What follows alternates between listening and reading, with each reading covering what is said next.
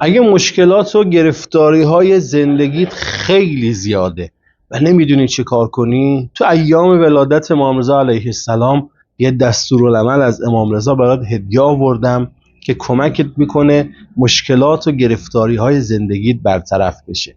خیلی راحته. یه نماز 2 رکعتی باید بخونی.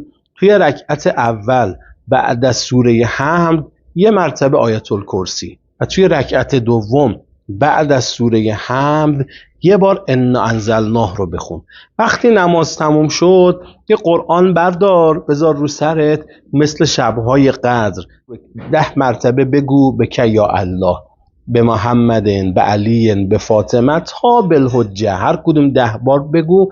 حضرت فرمودن، امام رضا فرمود، کسی که اگر این کار رو انجام بده تا هنوز بلند نشده از جا، خدا حاجتش رو انشاءالله میده. فقط یه توصیه برات دارم، سعی کن این نماز رو توی خلوت، موقعی که کسی نباشه، اهل خونه خواب باشن، مثلا نیمه شب انجام بده و توی نماز به خدا توسل داشته باش و بعد نمازت حتما به سجده برو و خدا رو به آبروی امام رضا علیه السلام قسم بده، انشاءالله خدا حاجتت رو برطرف میکنه. یا علی مدد.